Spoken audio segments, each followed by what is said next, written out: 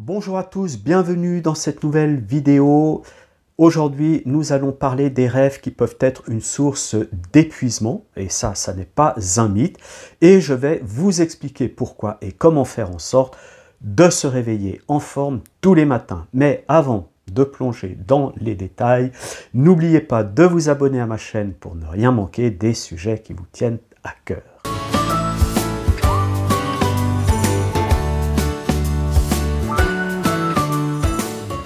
Bien, alors, je suis à peu près certain que vous avez déjà entendu une personne vous dire « Oh là là, les rêves de cette nuit m'ont super épuisé, je suis sur les rotules. »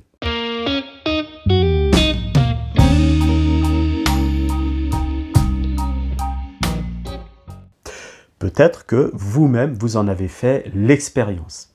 Alors, voyons ce qu'il se passe au niveau physiologique dans ces cas-là. En fait, la réponse réside dans l'activité cérébrale intense qui se produit à ce moment-là. Des études scientifiques ont montré que le cerveau est plus actif dans la phase REM que lors de nombreuses phases de l'état de veille. Et cela signifie que notre cerveau a besoin d'une source d'énergie constante pour maintenir cette activité intense de rêve. Et le glucose est la principale source d'énergie dont il dispose. Penchons-nous maintenant sur le processus par lequel le glucose est utilisé pendant la phase REM. Lorsque nous dormons, notre cerveau passe par des cycles de sommeil, y compris le sommeil lent et le sommeil paradoxal.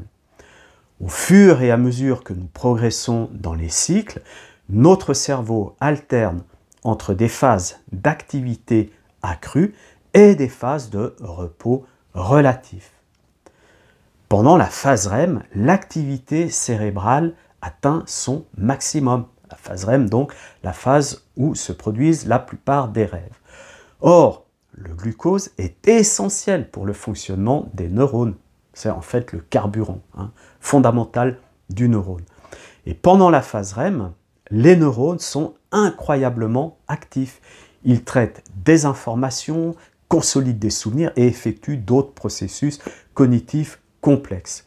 Et tout cela, comme je vous l'ai dit, nécessite une considérable énergie.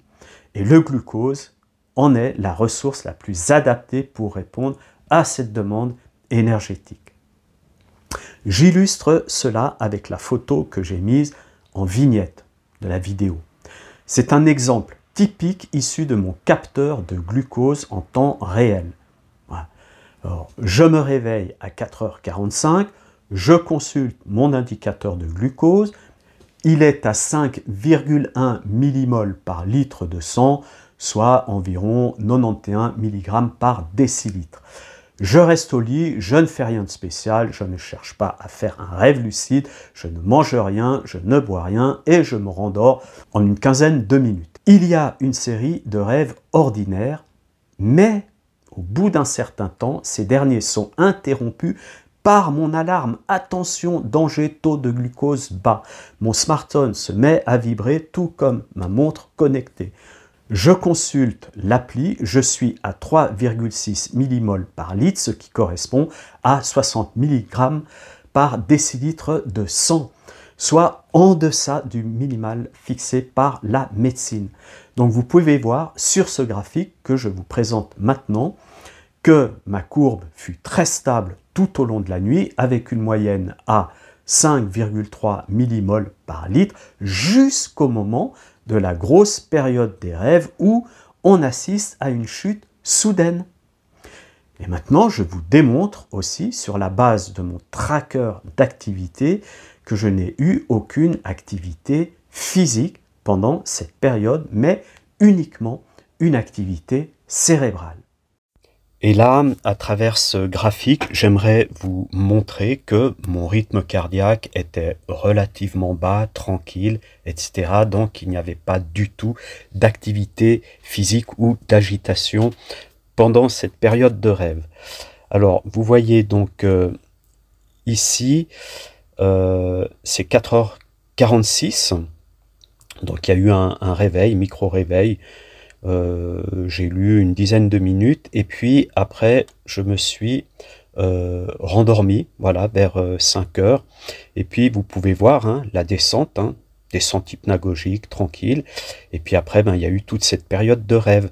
Et vous voyez que pendant cette période de rêve, regardez mes battements cardiaques qui sont à 54, 50, ça aussi, on va dire entre 54 et puis 58.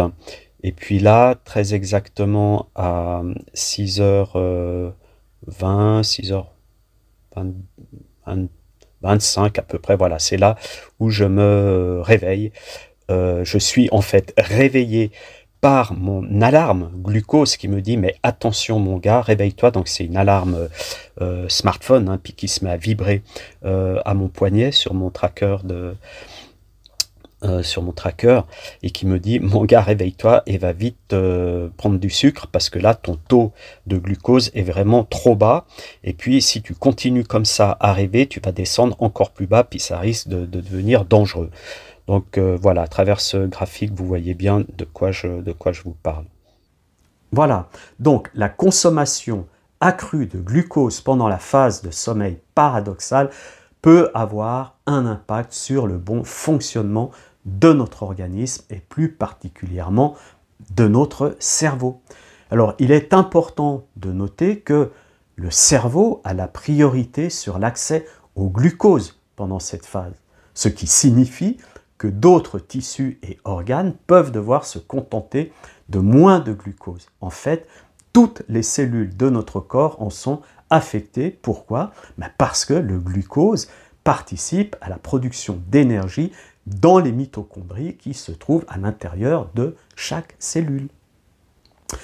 Pour en revenir maintenant au cerveau et pour vous donner par exemple une métaphore sur ce qui se passe à l'intérieur, on pourrait dire que notre esprit serait l'architecte du rêve et puis notre cerveau le maçon qui va construire le rêve. Et ce dernier, en tant qu'ouvrier, va dépenser beaucoup d'énergie pour construire une maison de rêve, sans mauvais jeu de mots. Et pendant cette construction, s'il n'a rien à se mettre sous la dent, eh bien, il va s'épuiser. Maintenant que nous comprenons bien l'importance des apports de glucose pendant la phase REM, comment est-ce que nous pouvons soutenir cette demande énergétique de manière saine? Eh bien, à ce titre, je vous invite à visionner la prochaine vidéo que je vais poster d'ici quelques jours et qui constituera en fait la deuxième partie de cette capsule. Très belle journée à vous tous, au plaisir de vous retrouver tout bientôt.